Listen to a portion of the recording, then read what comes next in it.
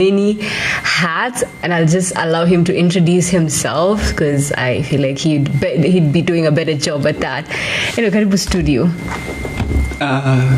Thank you so much for the invite. It's always a pleasure to come back to Uptown. This is home. Oh, okay. Yes. You're welcome. They call me Coach Kelvin Waga, career coach.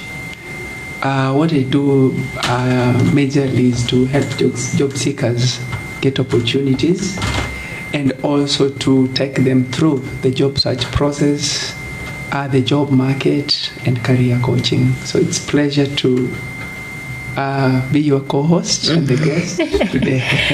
Karibu sana. So basically, when we were talking earlier before now we came back on live, you had told me that you help people navigate their way through the job market. But now there are so many people who have a hard time even getting into that job market.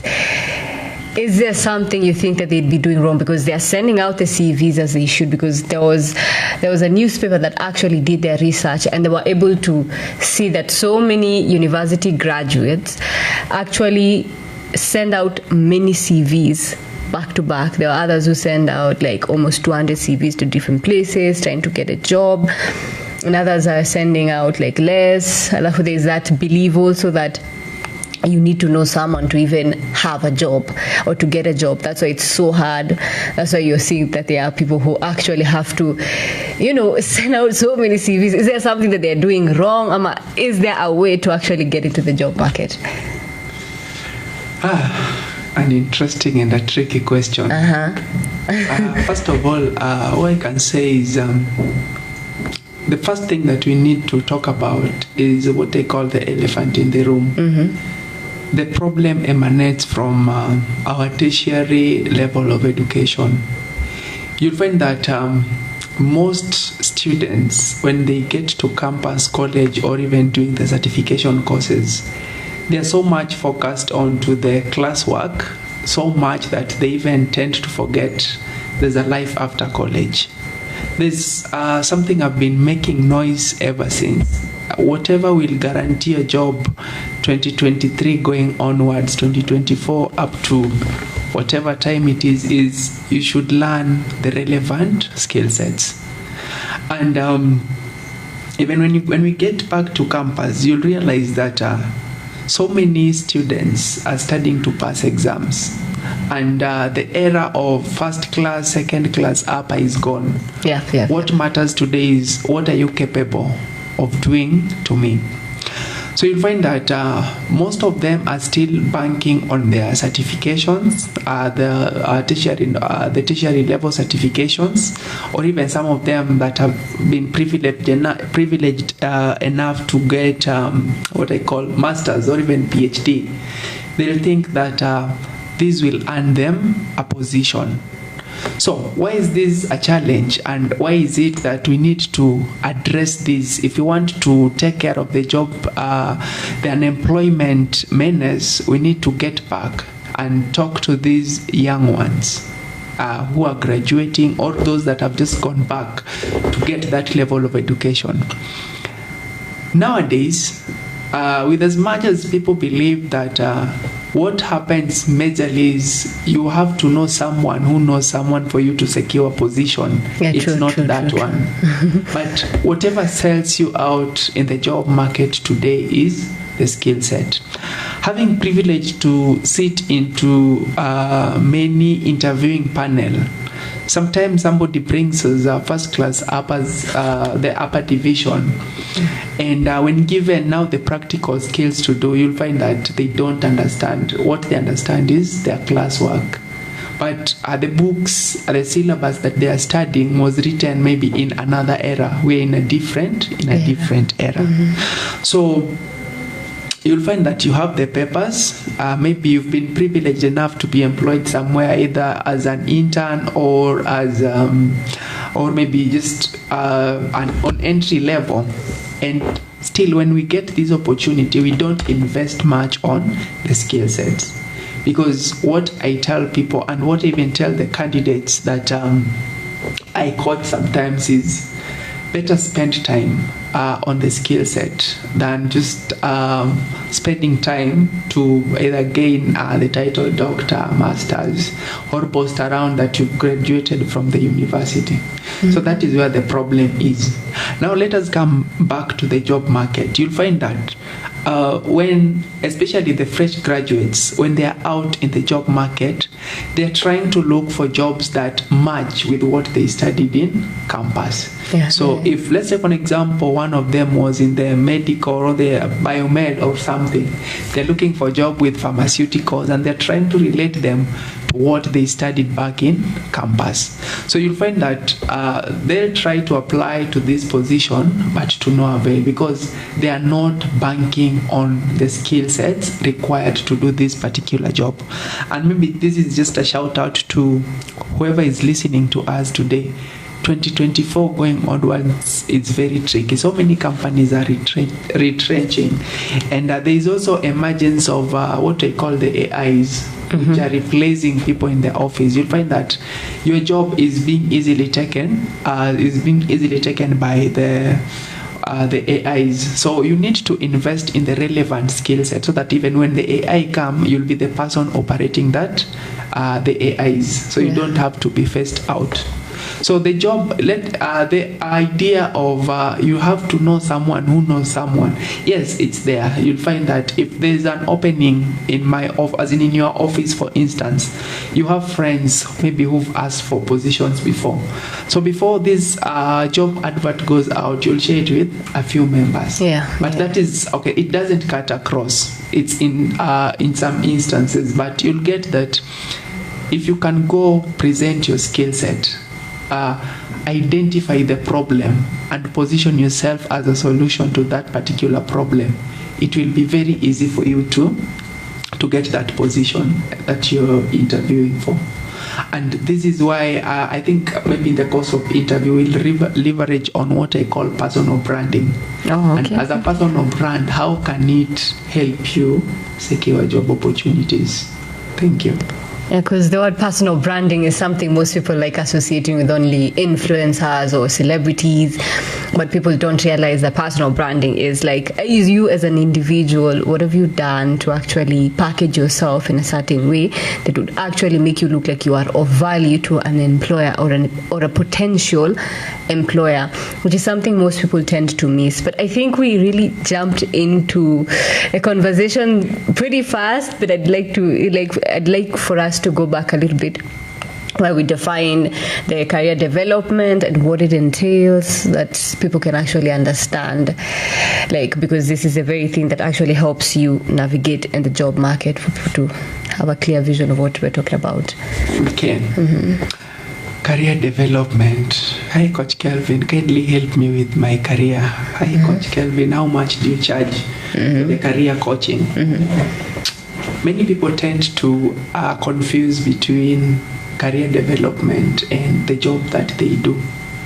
For instance, me seated here, I'm a graduate of journalism, and the work I do has nothing to do with journalism right now, even though I'm still a communicator, but I don't sit behind the mic or behind the cameras that much. True. Can I say my career is in journalism, or can I say my career is in coaching? So this is why people get confused. You'll get that maybe after campus, you've studied accounting, but because there are no jobs, you've settled down to be maybe a personal assistant. And then with time, you've gained interest in customer service.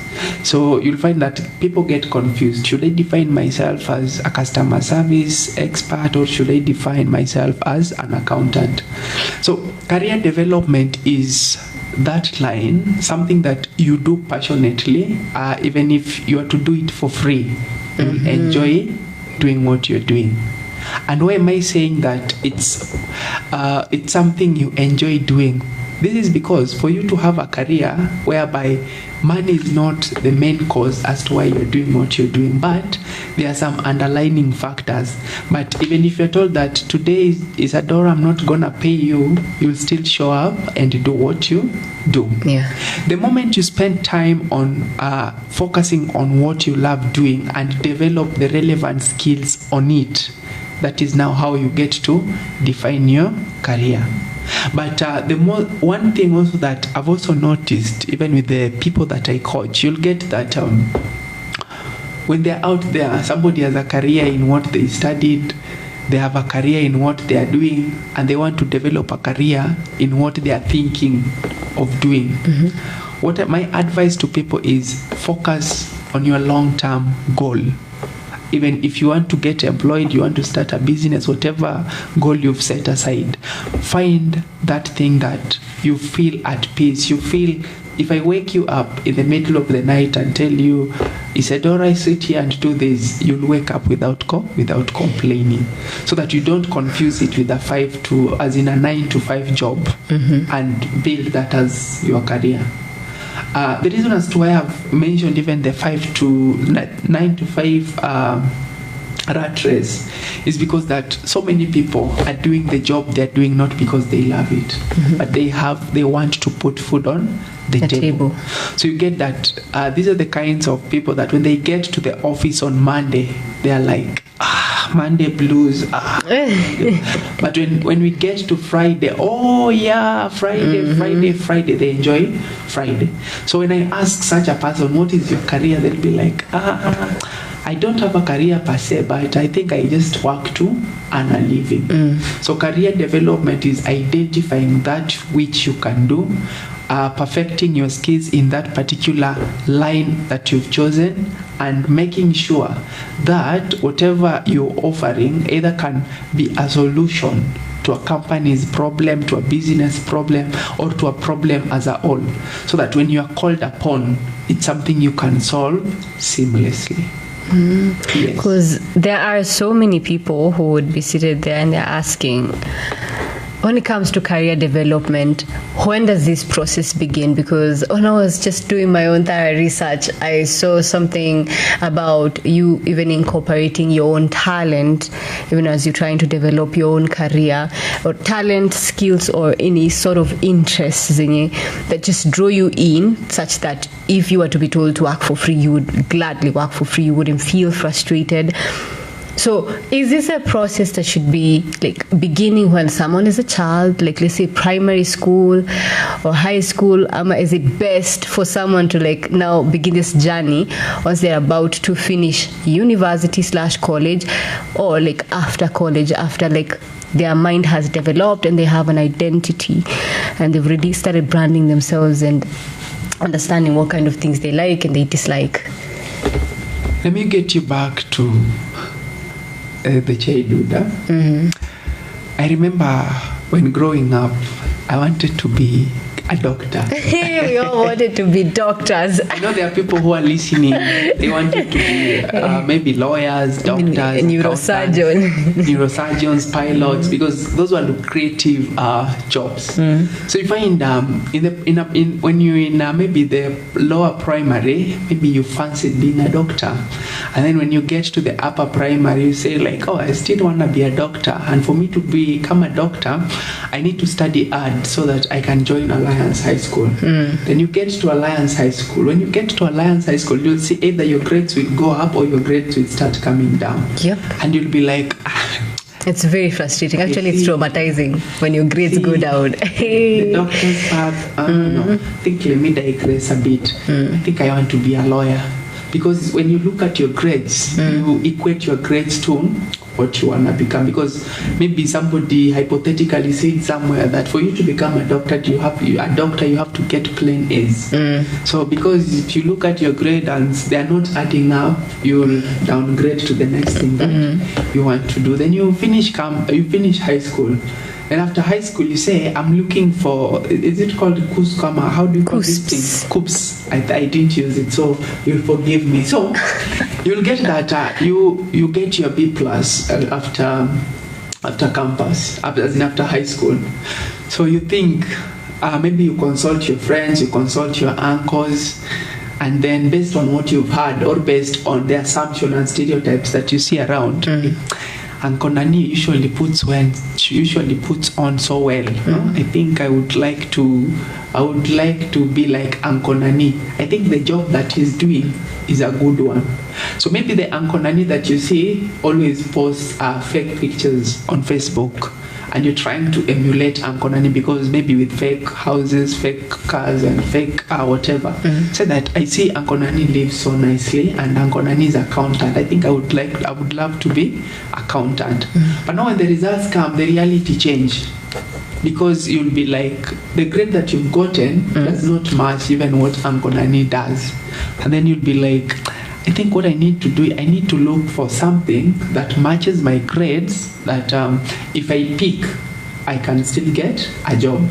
Somebody told me that if I go do nursing, I'll get employed immediately. Yeah, if I go do nursing, it's a sure bet. Or if I do any medical course, it's a sure bet because I'll get to be employed immediately. So because that is the notion that you're going in, you go do nursing. And then along the way, you don't get employed, or you get employed, but you still don't find yourself enjoying doing that job because you went there for the money, for the employment, and for the financial security. So what I advise people is you can study the moments. I can't advise you to pick a career when you're still in high school. I can't advise you to pick a career when you're still in lower primary school. But it's best to pick a career immediately you have your first degree, or immediately you have your maybe your certificates, because you can use the certificate that you have as a foundation to building your career. I'll give you a case example of one person I was coaching. She was employed as a public health because that is what she did in school. But each and every time, especially in the morning hours, when it comes to preparation to go to work, she could struggle so much. And when she got to work, she was feeling like I'm out. Fortunately, she had a good voice for the voiceovers, and she used to do some few podcasts, and she loved doing podcasts. Even at her free time, in the office, she could schedule some time to do either the online blogs or this podcast. And this is what she loved doing. When she got home, she could give it 100%. And she was like, I've studied public health, but I don't enjoy what I do. I think I'm doing what I'm doing for the sake of money. So I think what I'm so passionate about is these content creation and podcast. And specifically, she was so passionate in the field that she studied, the public health. Yes, this is why she was doing the short videos, just enlightening people what to do, what to look for, just stuff like that. Then I told her, then you're in the wrong career. Start building on these podcasts that you're doing. With time, she even resigned her job and started focusing on the podcast 100%. As we speak, she's grown a career out of it, and it's so lucrative to her to such to an extent that she's even mentoring the upcoming public health content creators. So what I tell people is, it's important before you settle on a career. Don't settle on a career because someone somewhere told you that the career is lucrative. Don't settle on a career because maybe you think it's the best thing to do. Don't settle on a career because, what I've also realized is some people love to balance the family. When it comes to balancing the family, your elder brother is a doctor. The sister that follows is a nurse. The other one that follows is a pilot. So the only person lacking in that homestead or in that home is a teacher. So because you want to make it complete, or your parent feels we should have a teacher in this, in this family, you'll find that there are people who will go for teaching not because they like, but because they're trying to fulfill their parents' obligation or their parents' ambitions of having a teacher in the family. So my point is, career is not what you studied. Career is not what you think like doing. Career is something you feel you want to do without being pushed to do it, whether there is money or not. And the good thing, money comes with consistency. As long as you're consistent, as long as you're creating value, as long as you're solving a problem, money will always follow you, because we have millions and billions of problems outside here to be solved.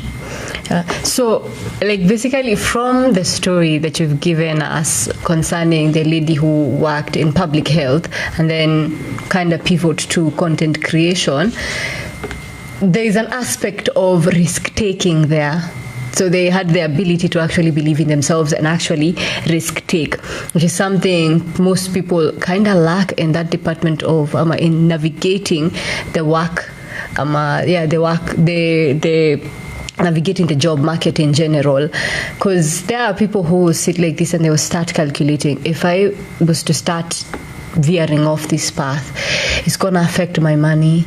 What was the use of me just going to school and all that? Like, there are so many things that usually come up in people's minds. But something I've noticed is the Gen Zs have changed how the things, there's a lot of things that have changed. There's a revolutionization, like people are seeing jobs differently. Although kiasi we just freestyle a bit, but right now there is the aspect of being free. Even the people are thinking of how they can incorporate their careers with content creation and even the digital world. Is it something that you think people should be looking at, Sana? Because there are people who feel like the digital world is not that useful for them.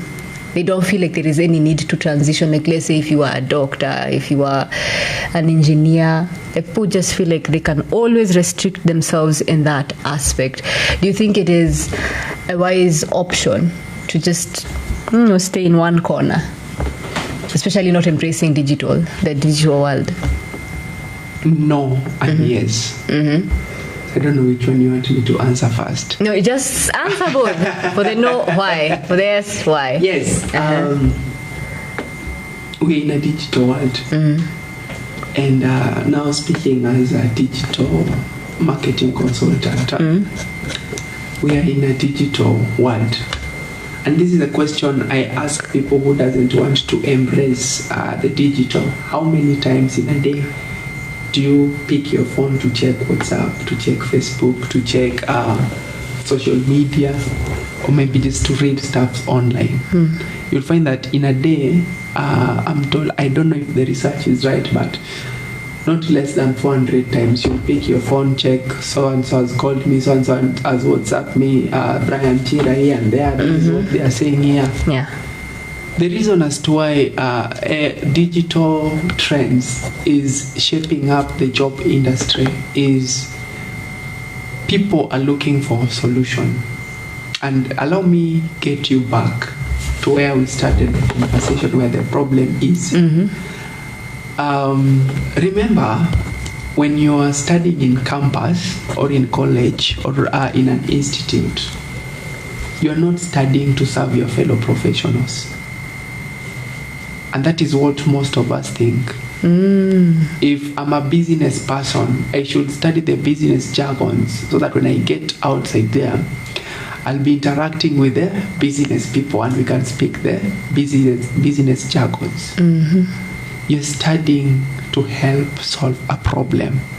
And the problems that you're going to solve, these guys didn't have the opportunity to sit in a class and gain the knowledge that you have.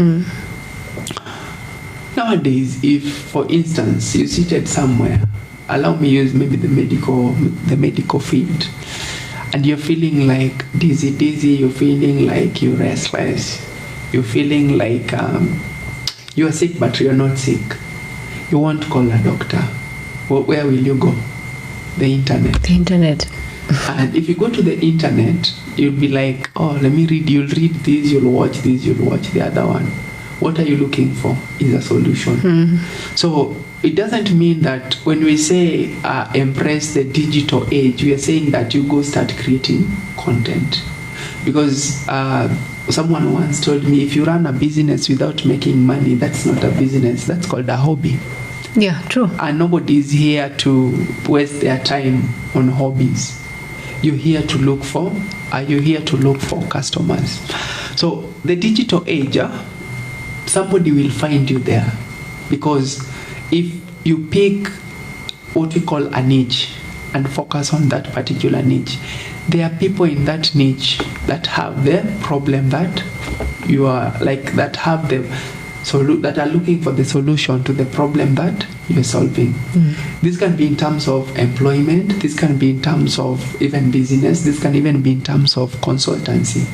And what happens is that is why I'm really looking forward to the topic personal branding and how it will come to work. We'll get there. So embracing the digital age will make you, as in embracing the digital age, will make you be on top of, as in ahead of others. Why am I saying so? Because if you have a specific problem, you know a specific person to search for, and then you get a solution that you are doing. It's not that I'm creating a content as a medical person. I'm trying to explain. So the moment you pinpoint that problem, and even though we've not gotten there, if you want to get a job easily in 2024, you need to be on the lookout. What is this organization's main deficiency right now? And then you position yourself as somebody who can solve that particular problem. And you do this through your content. Yeah. How do you do this through your content? You create content and you tag them to see if I'm having a problem and I know somebody out there can help me solve this problem. By the time you are calling me for an interview, it won't be like, tell me about yourself. It will be like, how much do you want for you to come and work with us? So it's very key for somebody you can still keep within your lane and still offer this solution, because so many people don't get jobs due to something we call obscurity. What I mean by obscurity is you can't buy from people you don't know. You can't bring people into your life, the people that you don't know. But once you have interacted with these people online or on a one-on-one, it will be very easy for them to trust you, to give you to give you an opportunity to prove yourself. So for you to sell yourself as a job seeker outside there, it's very important. Even in your line of study, focus on how you can help an organization solve their problems. To summarize, this is why I said, when you get opportunity to study, maybe in campus, college, institute, TVET, or whatever tertiary level of education, study with the mind of the current world we live in. And then now, see, I tell people, because sometimes I lecture, I tell people to start working on their thesis immediately they join, be it college or whatever it is. Identify a problem, start working on that problem, do a report on that problem. By the time you are graduating, you'll already picked a niche, something you want to focus on, and it will be very easy for the employers to notice you. Because you know what happens nowadays? In some instances, in fact, in most instances, the organizations that hire, they use what we call the talent search. And when it comes to talent search, they won't tell you to send their CV, because nowadays we have career coaches who they've maybe specialized in doing so amazing CVs. So I can do you a CV that does not befit what you're doing. When you come for the interview, you cram it and then you master it well. You know how to present the CV. But now when I give you the job, it doesn't resonate with what your CV is saying. So digital space, people get jobs through digital spaces. Yes. Oh, because they've basically proved that they can actually solve something. They can provide a solution for something. You said something about focusing on one thing, a career path, picking a niche, actually. What happens? How do you deal with, like as a career coach, how do you deal with a wandering mind? Because in the job market, there are people who are having a hard time navigating it because their mind wanders a lot. They will pick something, and then after a while they get bored, and then they hopped onto another thing. But then I heard there are people who actually say that there is nothing wrong with that. Then I'd like to hear what you have to say about that, because it seems like it's a personality thing where someone doesn't like restricting themselves. They like to be a free bird. What do you think about that? If you're thinking of freelancing, that's a good way to go. If you're thinking of specializing, what I tell people is sometimes we confuse what we are passionate about and what we are gifted to do. So people confuse between passionate and a gift. So you'll see, for instance, maybe you've gone somewhere and you've liked the way they do their things, or maybe you've been given a camera as a content creator. Let me not use content creation so much. You've gone to a place, you've loved like the way they do their thing. Maybe you've gone into an hotel, you love the way you've been served, and then you like, if I get this opportunity to serve these people, I can give it my all to make the customers feel at home. So because of that, I call it I don't know what's the right time, a hunch. Like, this is what I want to do. I think I should start something in hospitality. This looks something good. I love serving people, I love talking to people, I love doing A, B, C, D. So I think this would be the best opportunity for me to exercise what I do. Then you go to it and then you realize there's a lot of standing, there's a lot of insults from customers, and then you're like, I don't like this thing anymore. That is the first instance. The second instance, you start doing something. There are times when somebody told me that selling insurance is very easy. And then he was like, imagine if you sold like 5 policies, you get a sum of around 150,000 commission. So in a day, if you can sell 10, you'll become a millionaire in 1 month. And imagine if you worked with us for 3 months, we'll give you a car loan, a medical cover, and then you'll be free and you'll be rich. Oh, okay, it's nice. So I'm getting to selling insurance because somebody told me it was good, not because I want to do it. I do it 3 months down the line, I've not even closed even one deal. They're like, this is not meant for me. This is not meant for me. Yeah. So the reason why people lose hope is they don't, like, they get into the career with the idea of making money. Like, I want to make money as early as yesterday. If the money is not showing up, it's be like, no, it's over between us. I don't think if we are the perfect match, because they want quick cash. Good things takes time. And if you're patient enough, you'll get to enjoy. The sweetest wine is the wine that takes years and years and years to. Yes. Yeah, maybe in the drums. Yeah. But as you want to behave, like, I want to start today. Within 1 month, I should have closed 3 clients. I should have sold, maybe if it's maybe the fashion industry, I should have sold this number of clothes. Yeah.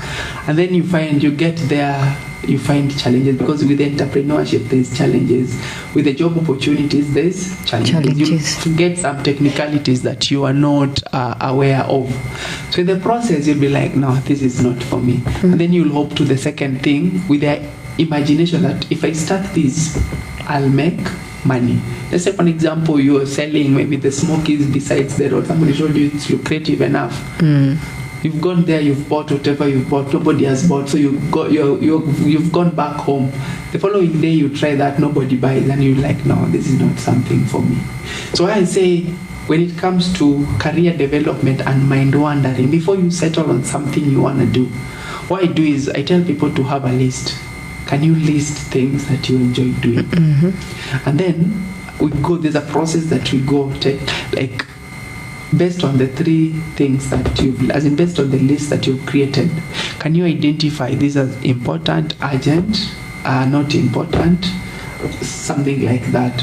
And then which one would you do for money and which one would you do for fun? And then once you go through that process, given the opportunity, which one would you love, that if you have to extend doing what you're doing, which one can you pick and say, this is what I'm so passionate about, whether there's money, there's no money, I'll still focus my attention in doing this.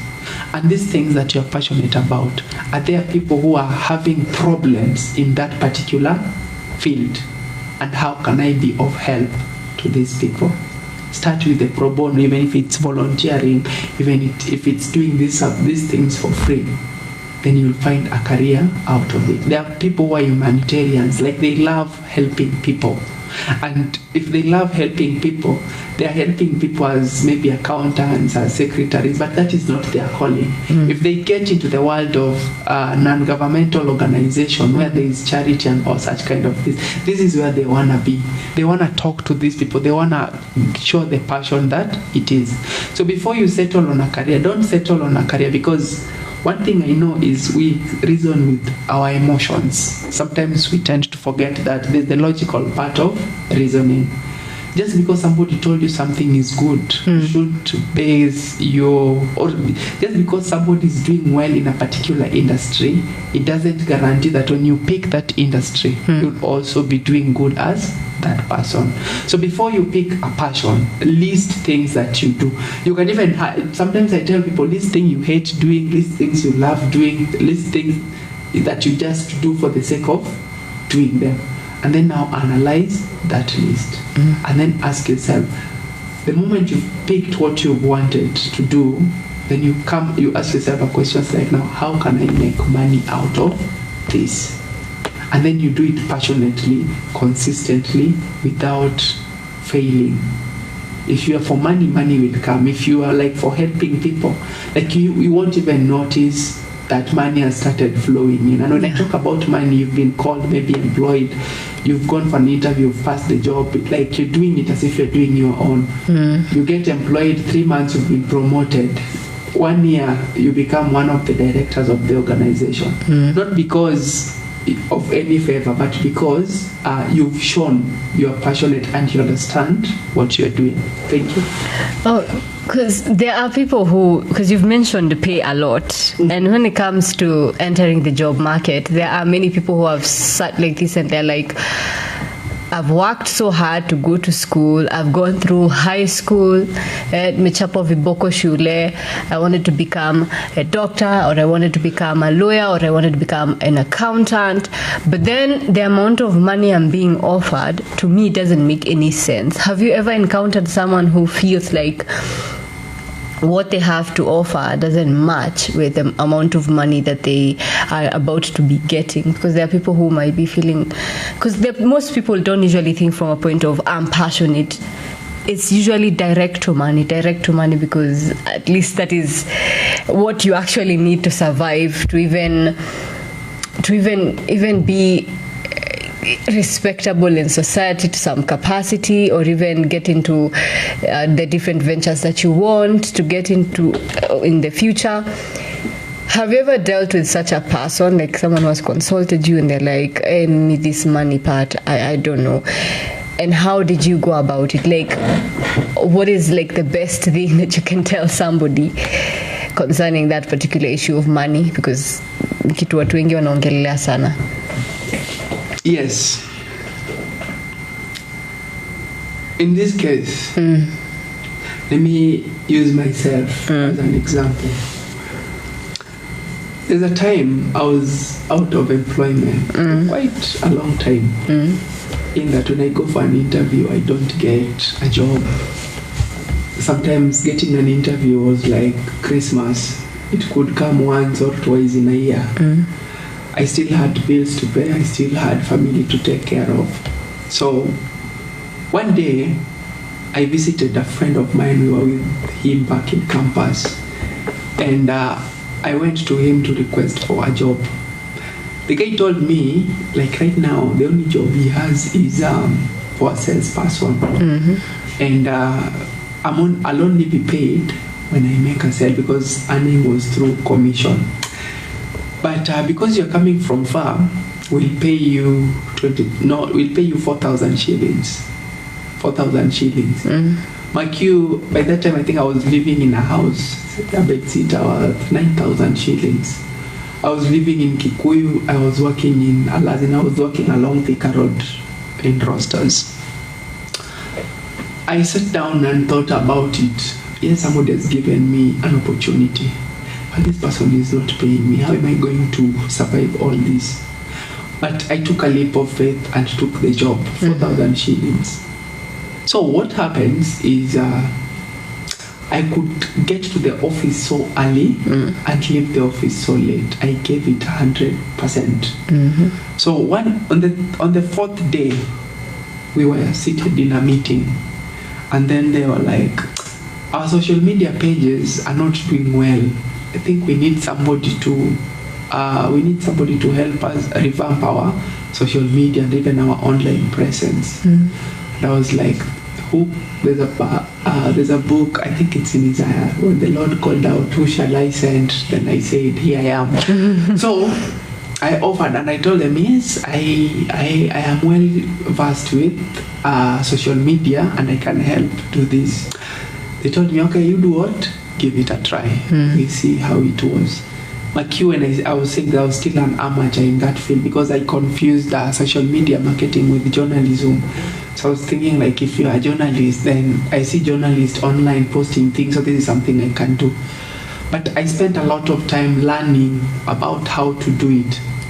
Within 2 months, I increased the followers of that company from around 120 people to around 2,500 across all social media networks. And people were like, yes, you're doing a good job, you're doing a good job. We love your marketing skills, we love this and that about you. So the first month I got 4,000, the second month 8,000, the third month I got 16,000, the fourth month 25,000. By the time I was leaving this company, I was earning around 80-something thousand shillings. What point am I trying to drive home? Sometimes we tend to focus more on the money aspect and forgetting the skill set, like just learning the job. So what I can tell the candidates is sometimes money is very important when you're making a decision, but look at it as an opportunity. Go and shine, go and do your best. Then use that as a negotiation to get what you want. Because from there, somebody would have seen your worth. Yeah. By the time I was leaving that organization, they didn't want me to leave. They were like, oh, we'll add you money, we'll do this, we'll do this, we'll do this, we'll do this. But I'd learned what I wanted to do, and that is how I came to start my digital marketing agency. So it's 4,000 shillings that made me who I am today. Yeah. So it's just a matter of believing in yourself and allowing time to give you what you actually want. Yes. And if you're allowing time to give you what you want, along the way, that is when you start to cultivate your own personal branding. So let's talk about that personal branding so that finally you tell us. You tell us more about it. What does it entail? Yeah. Yes. Personal branding is key, especially to job seekers. I'll give an example. You're on Facebook. Facebook has nothing to do with my job. I can post whatever I want. And then you go to Facebook and do a post. Mimi nikiandikwa kazi, I can only work from Monday to Tuesday, and then you put it there. Nobody will get time to go through what I'm posting. Or when you go there, you just make fun of bad bosses. Like your use is to talk ill about people who maybe at some point they might be your potential employers. What we do nowadays reflect much on us getting the opportunity. And when I say that, that's why I say personal branding is key. What you post on your status, what you post on your Facebook page, what you post on your LinkedIn, it should clearly define who you are. If you want to know the true character of a man, listen to what he or she says when they're happy or when they're too sad. They'll be like, yes, this is now the true character of a person. This is a skill I've learned with time. We don't have to spend like 2, 3 or even 3 years for me to know who you are. Within the first few minutes of just talking to you, I would be like, I would tell you definitely this is who you are. Interacting with the posts that you create online, the way you talk to people, the way you address people, I would tell you this is who you are. One day, I had an opportunity to interview somebody in my company, and they were looking for a job. I was like, "Mbona unatafuta kazi, and I think you're so talented, you can find something else to do." Mimi pesa ndio natafuta, hata hii kazi si ati I need it sana. I'm here for the money. So like, okay, that money is nice. And how was it before? Even the company I was working for, I used to do A, B, C, D. So you see, like, it was not like an interview, it was like a story. The person didn't know I was interviewing him. And then you were like, oh, that's so, what do you like doing for fun? May I play pool, especially weekends from Sunday, as in from Saturday, from around, I can play pool from around maybe noon to around midnight. Oh, okay. So it's enjoyable to play pool. So you are a pro? Yes, I'm a pro. I spend a lot of time over the weekends. That's what I do the whole day. So, you have an interesting life. So how do you have fun? I mean, like going to road trips. So you see, it was an interview that entailed reverse psychology. And then the person was like happy until he forgot, like I was doing an interview. So my point is, the way you carry out yourself, personal branding is what you'd like others to see about you. You'll find that there are people who, one way or the other, they misjudge you, they write wrong things about you because you've given them that opportunity to say that. True.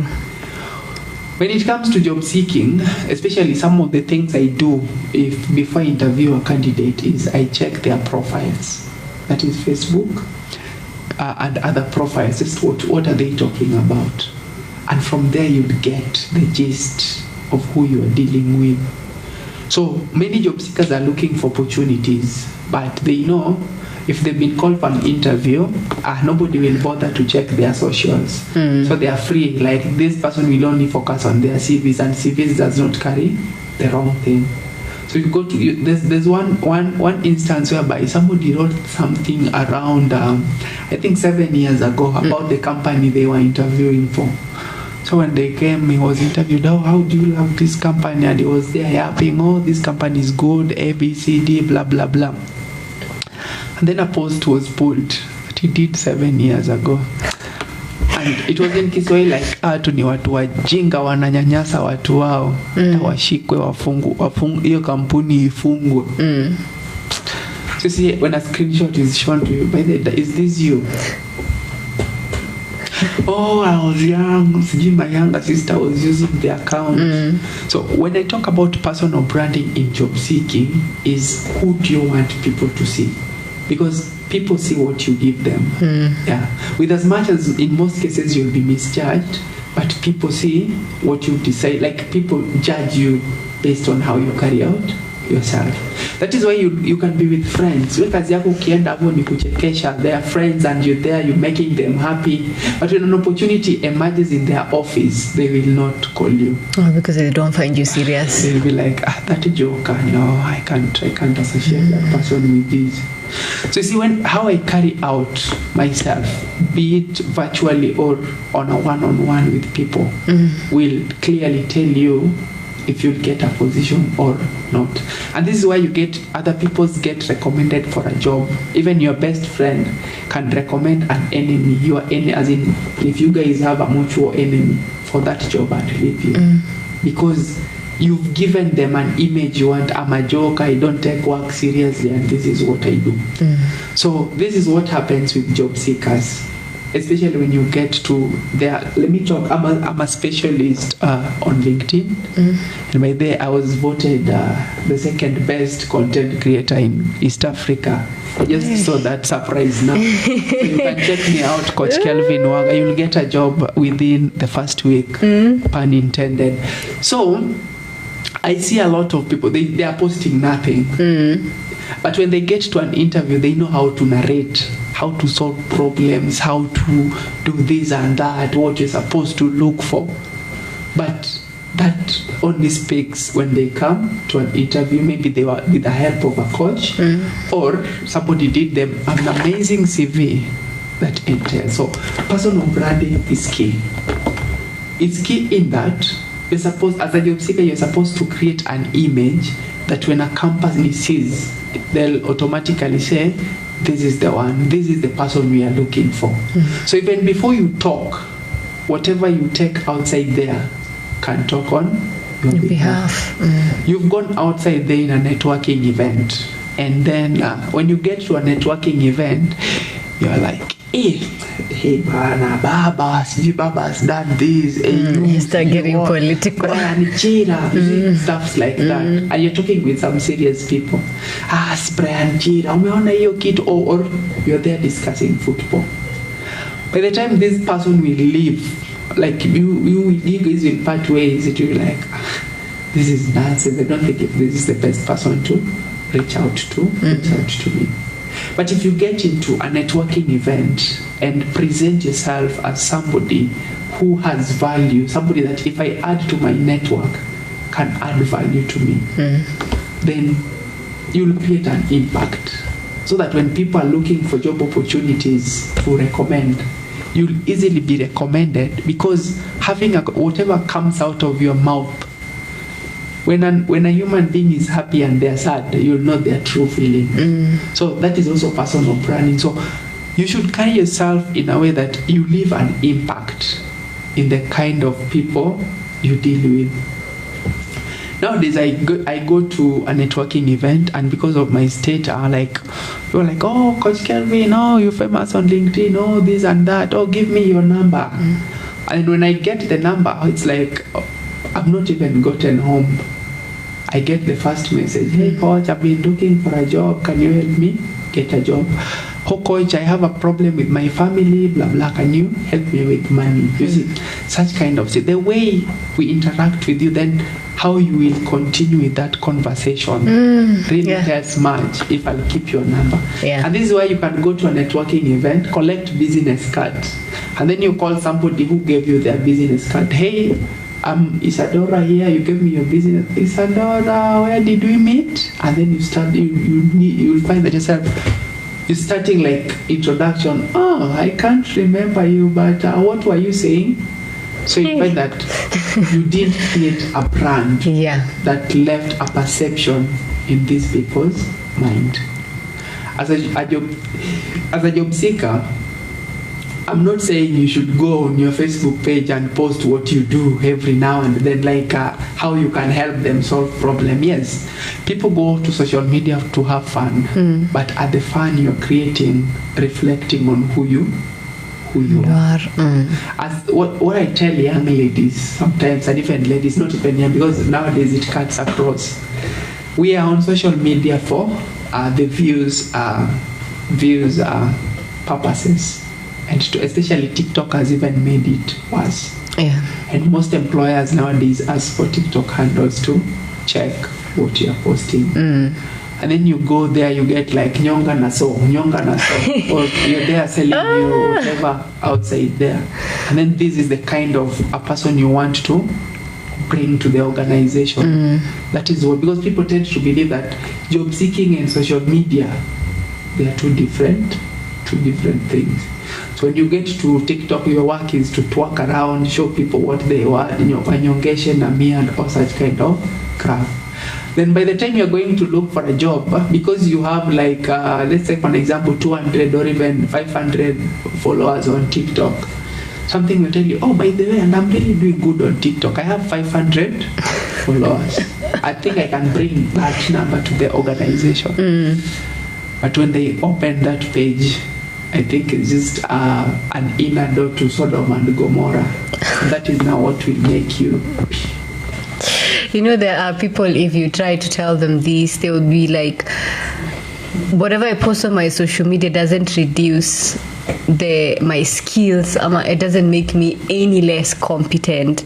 But they tend to forget that sometimes perception is everything. You could be a very good individual, you could be very good at what you are actually applying for, but because of the reputation that you have built around your own brand, kidogo people just feel like, we have to make ourselves scarce hapa. And it's something most people don't seem to understand, because they think that they can actually go into social media, start giving story times, because people are actually getting a little bit too comfortable giving out story times, very, very intimate story times, and they seem to not understand that has an effect. There will be a consequence later on, because those story times, maybe they're not a reflection of who you are at that moment, but people will actually judge you with those story times that you have actually given, and something most people don't usually realize. And I just wish we lived in a world where people realize that the rules are still the same. How people perceive you, even from your past actions, people will perceive you from your past actions, not from your future. Like how they view what you're gonna become from the future. Reference yao ni what did you do before, ama what were your experiences before. And something people need to be understanding. Is that something that you usually advise any of your clients? Do you tell them to start taking down social media posts, like take down this, take down this, take down this?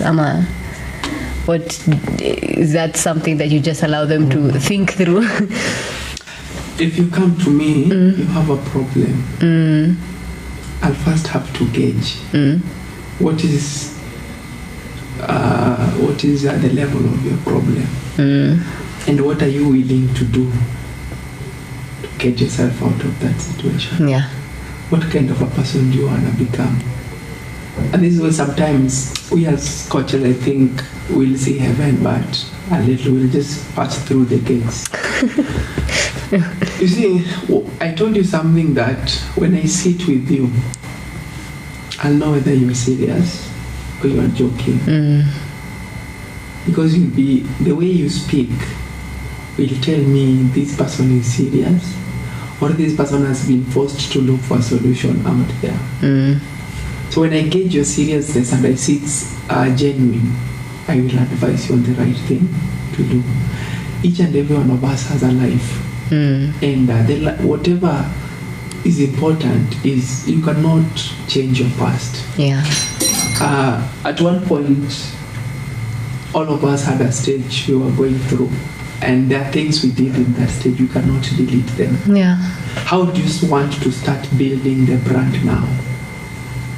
Ile in salvation ina mtu asema nilipata wokovu, I got born again.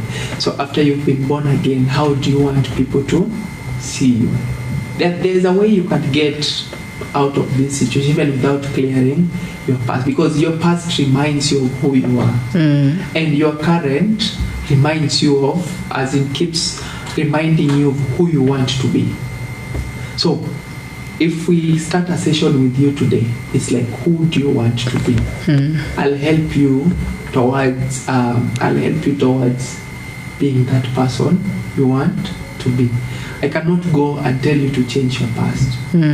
But if you come to me but you still want to do the same things you are doing then and want to succeed, I'll tell you, I can't advise you, but I'll leave you to make a decision on that, being that is what you want, that is what you're enjoying doing. Enjoy what you want to do. I wish you well in your endeavors. So I cannot tell somebody to clear the post. The reason as to why I was introducing what you posted is you posted something like that. You've not talked about my organization, but you've talked of a different organization. And that is like yours is to critique and abuse people online. So there's nothing positive I can see with you. But if you've reformed, like you can't reform yesterday and then you come to an interview today and then think that now because whatever you posted is positive, that is what I'll be. I'll try to check backwards. Oh, so there was something that earlier on you mentioned, something in the lines of what to look out for when you're looking for a job in order to like increase your chances of success. Do you kindly respond to that? If you're not on LinkedIn, I think you should be on LinkedIn as early as last year. LinkedIn is a hub for job seekers, potential employers, and talent search. This is where they get to look for their people. So be active on LinkedIn. I did a post that made people got so many jobs. I think it was last week. On LinkedIn, as long as you know your game, you can find your way around. Let's take an example. I come to Uptown Radio on a daily basis. And every time I come, I pass by your desk. Hey, Sadora, how are you? Then I go do what I'm doing. When I'm going home in the evening, like, how is Adora? You have a good day. Then I do that repeatedly. And it gets to some extent, maybe if I come to the office, I bring you coffee in the evening, we walk home, we tell stories. With time, for an example, with time you see like, oh, this guy looks like a good guy. I think when I invite you, maybe let's go out for a date, it will be easy because at least we are kind of used to that. But I can't come to you, I can't like meet you today, hey Sadora, help me with your number. Then when I get home, I start confessing to you how much I love you. My world cannot continue without you, blah, blah, blah. The example I'm bringing home with LinkedIn is pick those organizations that you would like to work for, people that work within that organization. Be interactive with what they are posting, their comment, share, tag them.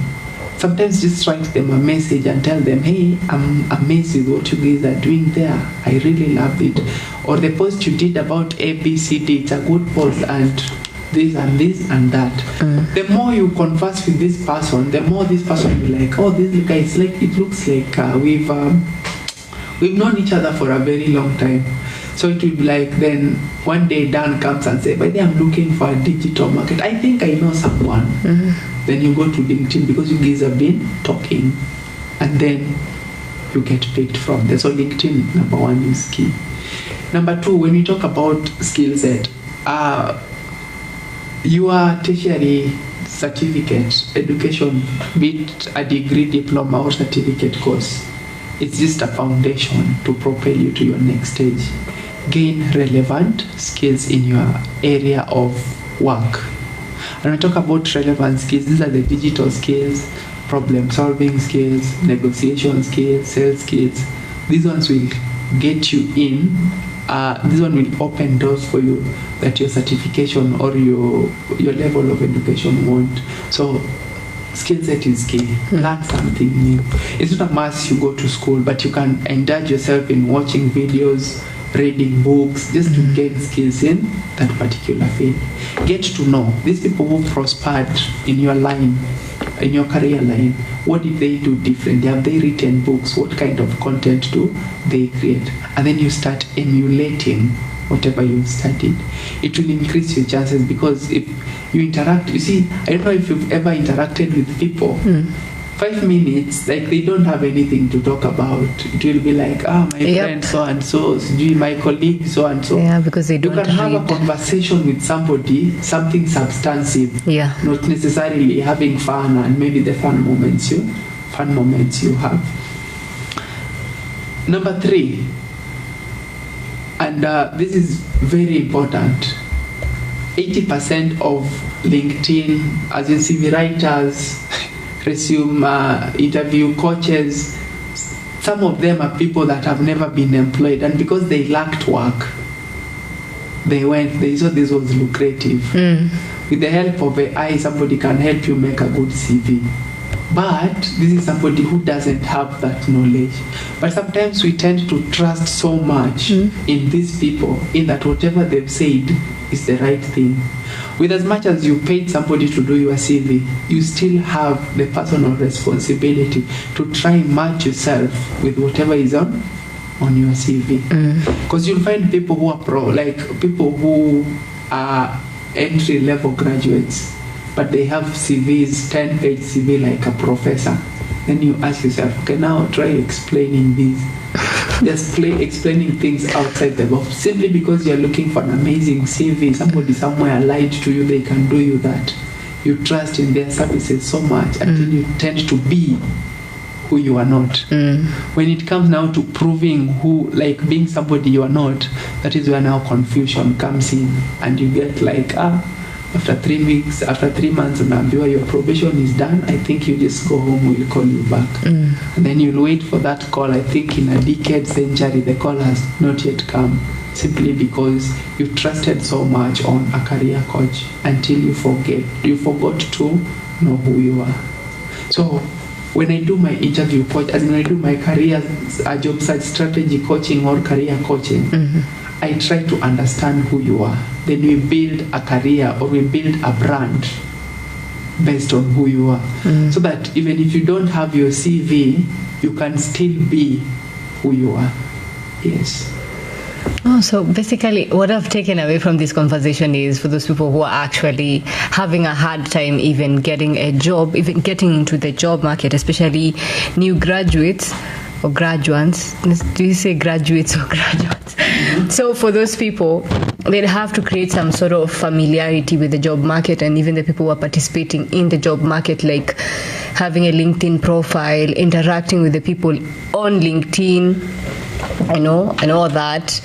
Most people usually feel like, there are people who feel like they can't look for anything from LinkedIn because they find the app or the platform itself a bit rigged. And also there are people who like to allege that the platform itself is a place for people to actually show off their accolades. And so they tend to shy away from it because it reminds you, like the app itself, when you see people posting, it reminds you of how much you have not achieved yet. People usually feel that way, and so it makes them feel some sort of like in a breed inferiority complex to some level. Mm-hmm. And I think it is for people to just toughen up a bit and start from where they are and build up until they are able to like get their foot into the job market generally. Or what do you think about that? Yes, I agree with you. There are people who do things because they want to do. There are people who do things because other people are doing that. And there are people who ain't doing things because other people are already doing that. What's important is, are you doing the right thing? Yeah. Don't go there to show off. Go there to serve the purpose as to why you got in that position in the first place. I train people now to navigate LinkedIn, and if you've not gotten a chance, you should check my page called Kelvin Waga. I train people on how to navigate LinkedIn, and if you know how to use LinkedIn the right way, it will work. In a day, I receive over 150 messages, and all these messages do have the same script. Hey coach, I've seen what you're doing an amazing job. I've been following you for some time now. I'm looking for a position in ABCD. And imagine I get around 150 on a daily basis. I receive like not less than 50 comments on the post I create. I create like 6 or even sometimes 7 posts in a day. I might not have time to reply to all this. So if I don't reply to maybe 5, they'll be like, even if you try reaching out to these people, they won't reply to you because LinkedIn is overrated. So what I do have my PA who checks through my comment sections, who checks my inbox and tells me what is important that needs my attention. So even if you go to LinkedIn, you've mastered the art of LinkedIn. Don't go there show off, because I see that one a lot. Instead, somebody just to say, I'm an office, I'm a receptionist. Somebody will go there, an executive administrative assistant. You see, those titles are not important, but to me, what is important, how can you add value to our conversation, to our networks? Once you know how to crack that, it will be of help to you. For a very long time, LinkedIn was overrated. And I was one of these people who thought LinkedIn, it's for ladies, because I could do a post, I don't even get one reaction. But when I scroll down, I see ladies have just put a picture. They were like having hundreds and hundreds of reactions on the post. I was like, this is just a platform where people seduce themselves. For a long time, I stuck, and then I lost hope on LinkedIn. When I came back, I learned that there are people who are making money on LinkedIn. There are people who are creating brands on LinkedIn. So what are these people doing differently? That is what I did differently. And within a span of a year, 2 years, I've been able to graduate my followers from around 10,000 to, I think I'm approaching 110,000. Oh, that's great. I don't send invitations. These are people who follow me because they find substance in the kind of content I create. So don't do things like, you see, there are people who are just angry for no reason. There are so much garbage in, to an extent they tend to forget who they are. I know you personally. Then I go to your profile, I see you've written there director base radio, but I know that is not who you are. That alone will make me angry, and I start blaming myself. Like I start blaming LinkedIn. If only LinkedIn could have known. You see, your title, what you do, what you post, does not have any impact on me myself. So do I want to go there to look at this person is fake, this other one is fake? No, everybody is fake. Instead of looking at the positive side of it, we tend to focus on the negative.